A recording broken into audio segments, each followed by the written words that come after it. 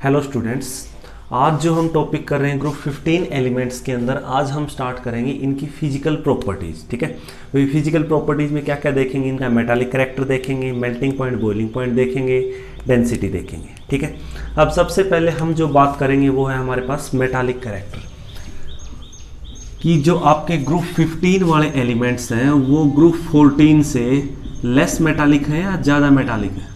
तो बच्चों आपके जो ग्रुप 15 वाले हैं वो क्या है? लेस मेटालिक एलिमेंट है। क्यों है लेस मेटालिक? क्योंकि बच्चों जैसे ही आप ग्रुप 14 से ग्रुप 15 की तरफ जाते हो, ठीक है, लेफ्ट टू राइट जैसे ही आप जा रहे हो अलोंग द पीरियोडिक टेबल, आपके पास न्यूक्लियर चार्ज जो है वो इंक्रीज हो रहा है। ठीक है, तो due to increase in nuclear charge और हायर इलेक्ट्रोनेगेटिविटी, इसकी क्या हो जाएगी? पिछले वाले से हायर इलेक्ट्रोनेगेटिविटी हो जाएगी ना, तो ज़्यादा इलेक्ट्रोनेगेटिविटी होने की वजह से तो ये क्या हो जाएगा? आपके लेस मेटालिक हो जाएंगे ग्रुप 15 वाले ग्रुप 14 की बजाय। अब बात करते हैं अप टू डाउन की मेटालिक कैरेक्टर। तो जो अप टू डाउन के अंदर जो मेटालिक कैरेक्टर है अलोंग द ग्रुप, उसके अंदर क्या होगा हमारे पास? मेटालिक कैरेक्टर बच्चों इंक्रीज होगा। क्यों इंक्रीज होगा? क्योंकि हमारे पास क्या है, जो मेटालिक कैरेक्टर है ये अप टू डाउन में क्या हो रहा है? हमारे पास इंक्रीज हो रहा है, क्योंकि हमारे पास जो इलेक्ट्रोनेगेटिविटी है वो क्या हो जाती है? डिक्रीज हो जाती है। ठीक है, और इलेक्ट्रोनेगेटिविटी अगर डिक्रीज होगी तो क्या बढ़ जाएगी? इलेक्ट्रो पॉजिटिविटी बढ़ जाएगी। और मेटल्स आपके पास क्या होते हैं? They are electropositive in nature. ठीक है बच्चों, अब नेक्स्ट बात करते हैं हम डेंसिटी की। डेंसिटी आपकी क्या करेगी? इंक्रीज करेगी या डिक्रीज करेगी? जब आप अलोंग द ग्रुप जाएंगे, टॉप टू बॉटम जाएंगे ग्रुप 15 एलिमेंट के अंदर, तो बच्चों जो आपकी डेंसिटी है वो क्या है? एलिमेंट्स की इंक्रीज करेगी regularly from top to bottom. क्यों इंक्रीज कर रही है आपकी टॉप टू बॉटम के अंदर? क्योंकि बच्चों डेंसिटी क्या है? Mass by volume. मास बढ़ रहा है क्योंकि बड़ा साइज होता जा रहा है, तो क्या हो जाएगा आपके पास? जो डेंसिटी है along the group it increases regularly. ठीक है, तो ये आपकी क्या होगी? इजीली इंक्रीज होगी। नेक्स्ट बात करते हैं हम melting point and boiling point की। देखिए जो बॉइलिंग पॉइंट है वो आपका along the group easily regularly क्या कर रहा है? इंक्रीज करता जा रहा है। ठीक है भाई, नाइट्रोजन से अगर हम बिस्मथ पे जा रहे हैं तो हमारे पास क्या होगा? जो बॉइलिंग पॉइंट है ग्रुप 15 एलिमेंट्स का वो क्या होता जा रहा है? रेगुलरली इंक्रीज हो रहा है। ठीक है, जितना ज़्यादा मास उतना ही ज़्यादा बॉयल होने के अंदर क्या लेगा? टाइम लेगा हमारे पास। नेक्स्ट क्या है? Next we are talking about melting point. तो मेल्टिंग पॉइंट के केस के अंदर क्या आ जाएगा? हमारे पास थोड़ी सी एक्सेप्शन आ जाती है बच्चों। कैसे? If we are going from nitrogen to arsenic then it increases regularly up to down. भी जैसे नाइट्रोजन से आर्सेनिक की तरफ हम जा रहे हैं तो हमारे पास क्या हो रहा है? जो मेल्टिंग पॉइंट है इट इंक्रीजेज रेगुलरली। जैसा आपके पास बॉइलिंग पॉइंट इंक्रीज हो रहा था ना, वैसे ही आपके पास क्या इंक्रीज हो रहा है? मेल्टिंग पॉइंट इंक्रीज हो रहा है। ठीक है, लेकिन जैसे ही हम बात करते हैं आर्सेनिक एंड एंटीमनी के अंदर, ठीक है, यहाँ तक तो इंक्रीज हो रहा था इजिली, लेकिन जैसे ही आर्सेनिक और एंटीमनी पे आते हैं तो ये क्या कर जाता है? डिक्रीज कर जाता है। अब इसका जो रीजन है वो क्या है? इसके डिक्रीज होने के पीछे जो रीजन है बच्चों वो है आपका इनर्ट पेयर इफेक्ट। अब इनर्ट पेयर इफेक्ट, चलिए मैं इसको कंप्लीट समझा ही देता हूँ। इनर्ट पेयर इफेक्ट के अंदर क्या है आपका? अगर डेफिनेशन लिखनी आ जाए तो क्या होगा? The reluctance of s electrons to participate in bonding. तो जो आपके एस इलेक्ट्रॉन्स हैं वो बॉन्डिंग के अंदर पार्टिसिपेट करने से क्या करते हैं? रिलक्ट करते हैं, यानी कि वो बॉन्डिंग के अंदर पार्टिसिपेट नहीं करते। ठीक है, तो अगर वो बॉन्डिंग के अंदर पार्टिसिपेट नहीं करेंगे एस वाले, तो हमारे पास टोटल क्या था? NS2 NP3, यही तो हमारे पास जनरल इलेक्ट्रॉनिक कॉन्फ़िगरेशन थी। So if S electrons are not participate in bonding then we have only P electrons। ठीक है, तो हमारे पास क्या होगा? सिर्फ कितने बॉन्ड्स बनेंगे? 3 कोवेलेंट बॉन्ड्स बनेंगे। ठीक है भाई, शेयरिंग सिर्फ कितने बॉन्ड्स की होगी? कितने इलेक्ट्रॉन्स की होगी? 3 इलेक्ट्रॉन्स की होगी। और due to sharing of these 3 electrons we will find that they will form only 3 covalent bonds. ठीक है, इसका रीजन यही है कि जो आपके एंटीमनी और जो बिस्मथ है ना, इनकी सिर्फ टेंडेंसी क्या होती है? हमारे पास 3 कोवेलेंट बॉन्ड्स बनाने की होती है इंस्टेड ऑफ 5 कोवेलेंट बॉन्ड्स, ठीक है। अब बात करते हैं nitrogen, phosphorus, arsenic, antimony, bismuth, ठीक है।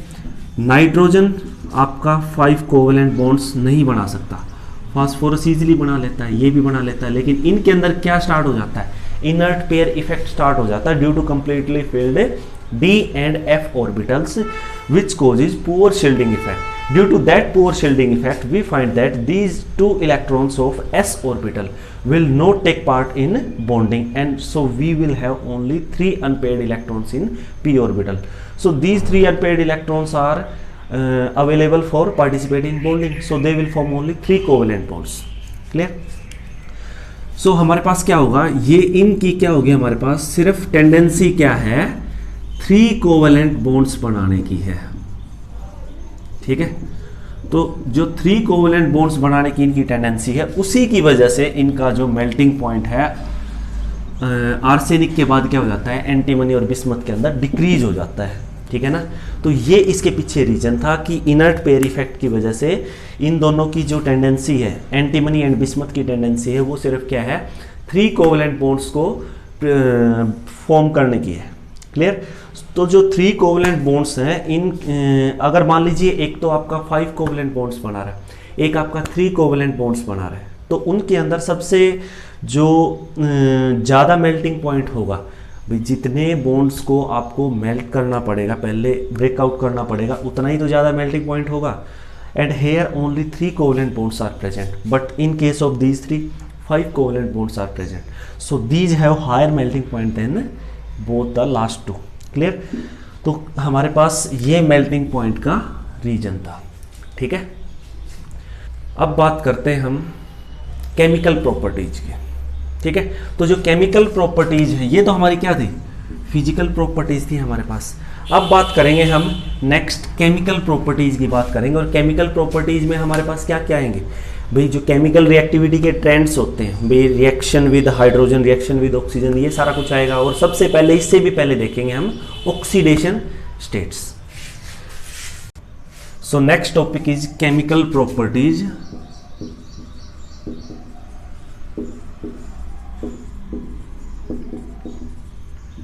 and trends in the chemical reactivity।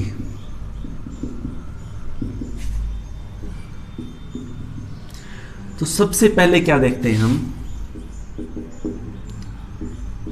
Oxidation states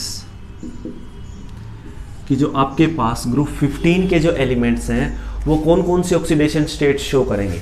ये करते हैं बच्चों आपके -3 +3 एंड +5 ऑक्सीडेशन स्टेट्स।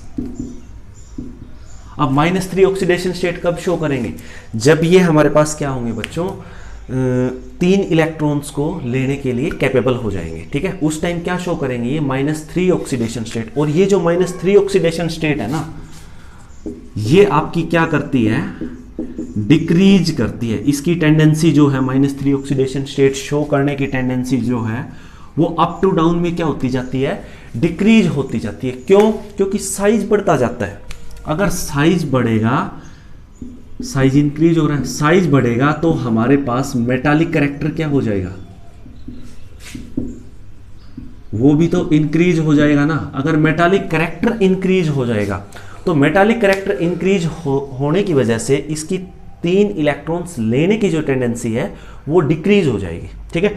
क्यों? क्योंकि मेटल्स क्या होते हैं, electropositive in nature, they are electropositive in nature. If they are electropositive in nature, then they have tendency to donate electrons, not to take electrons, ठीक है।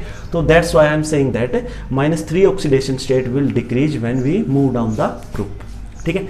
नेक्स्ट बात करते हैं +5 ऑक्सीडेशन स्टेट की। जो आपकी +5 ऑक्सीडेशन स्टेट है, ये भी क्या करती है बच्चों, अप टू डाउन में डिक्रीज करती है। क्यों अप टू डाउन में डिक्रीज कर रही है? क्योंकि आपके पास क्या है, अप टू डाउन के अंदर क्या लग रहा है, इनर्ट पेयर इफेक्ट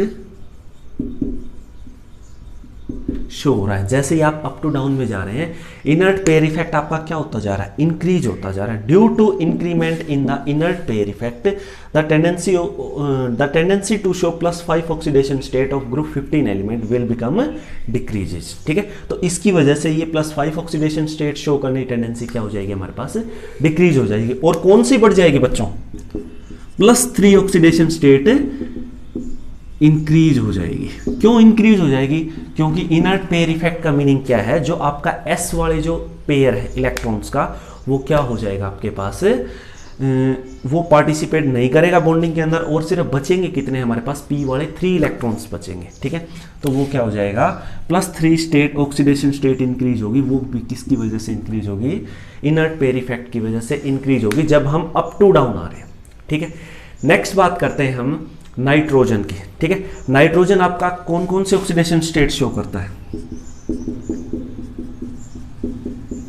+1 +2 +4। +1 किसके अंदर शो करेगा, N2O के अंदर। ठीक है, +2 किसके अंदर शो करेगा, NO के अंदर। ये किसके अंदर शो कर देगा, NO2 के अंदर शो कर देगा। आप देख सकते हैं यहाँ से आपने +1 क्लास के अंदर ऑक्सीडेशन नंबर्स पढ़े होंगे, वहाँ से आप इजीली नाइट्रोजन के ऑक्सीडेशन स्टेट को फाइंड आउट कर सकते हैं। ठीक है, तो आपके पास क्या होगा, +1 +2 +4 ऑक्सीडेशन स्टेट शो करेगा when nitrogen react with oxygen. ठीक है, अब क्या है आपके पास, फॉस्फोरस भी शो करता है। ठीक है, फॉस्फोरस भी +1 2 +4 शो करता है। अब देखिए, जो नाइट्रोजन के केस के अंदर जब हम देखते हैं तो कुछ एक ऑक्सीडेशन स्टेट है ना हमारी, +1 2 +4, ये जो ऑक्सीडेशन स्टेट हैं, इनके बीच में अगर आपके पास नाइट्रोजन का कोई कंपाउंड है, ठीक है, अगर वो रिएक्शन शो कर रहा है, तो बच्चों उसकी रिएक्शन क्या होंगी, डिस्प्रपोर्शनेशन रिएक्शन होगी। For example we are taking HNO2। HNO2 क्या है, नाइट्रस एसिड है बच्चों हमारे पास।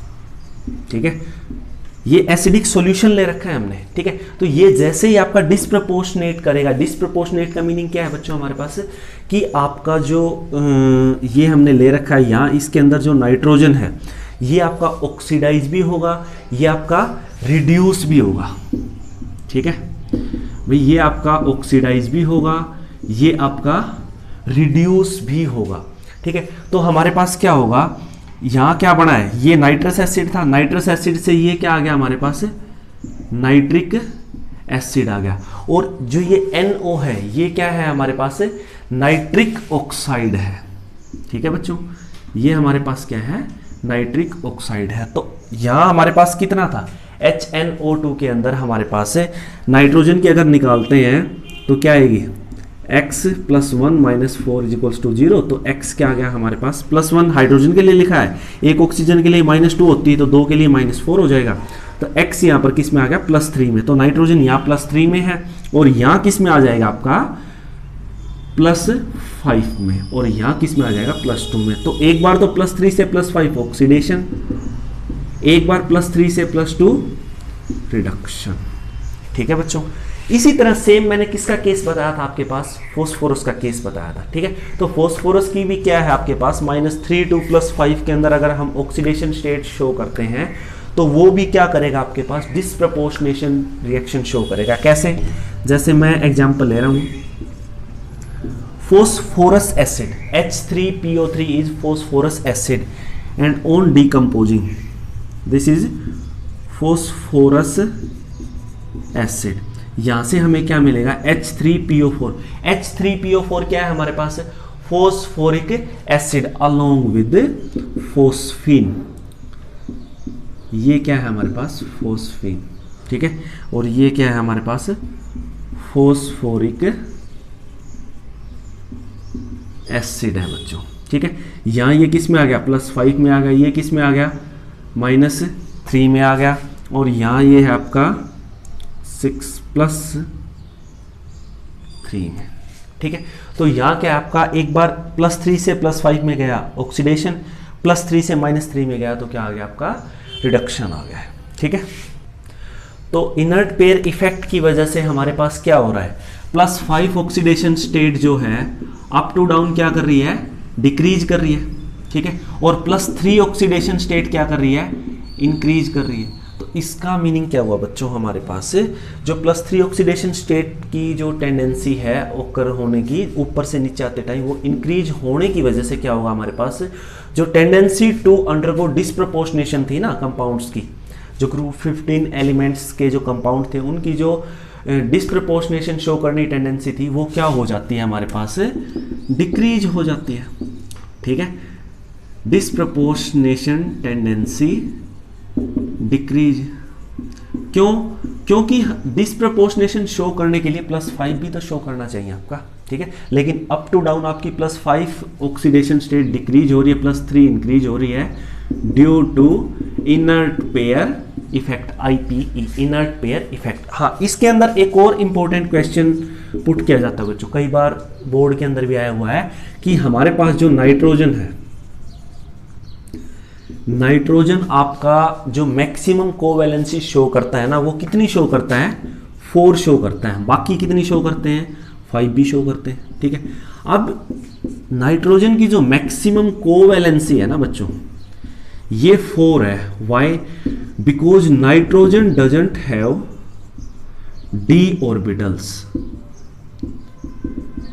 नाइट्रोजन के पास d ऑर्बिटल्स नहीं होते हैं बच्चों हमारे पास। ठीक है, और अगर नाइट्रोजन के पास d ऑर्बिटल्स नहीं है, so due to absence of d orbital nitrogen can not expand its covalency beyond 4। ठीक है, तो आपका क्या है, 4 से ज्यादा कोवैलेंसी को ये शो ही नहीं कर सकता। ठीक है, तो इसीलिए अगर कोई पूछे NF5 एंड NCl5 क्यों नहीं बनते आपके, भाई ये हमारे पास बनते नहीं है NF5 और NCl5, ये इसीलिए नहीं बनते क्योंकि नाइट्रोजन के अंदर क्या है, एब्सेंट है हमारे पास d orbital, and due to absence of d orbital nitrogen can not expand its covalency beyond 4। अब कोवैलेंसी क्या होती है ये भी बता देता हूं मैं। कोवैलेंसी होगी बच्चों हमारे पास कि आपका जो नाइट्रोजन है वो कितने इलेक्ट्रॉन्स को शेयर कर रहा है, कोई भी एलिमेंट हो, वो एलिमेंट कितने इलेक्ट्रॉन्स को शेयर करके बॉन्ड्स की फॉर्मेशन कर सकता है। ठीक है, अगर शेयरिंग वाले बॉन्ड होंगे तो कौन से होंगे हमारे पास, कोवैलेंट बॉन्ड होंगे। ठीक है बच्चों, तो ये था हमारे पास आज ऑक्सीडेशन स्टेट्स के अंदर हमने सारा पढ़ लिया, और जो नेक्स्ट हम टॉपिक करेंगे वो होगा बच्चों हमारे पास ट्रेंड्स का, केमिकल रिएक्टिविटी में कैसे ट्रेंड्स आएंगे। ठीक है बच्चों, थैंक यू।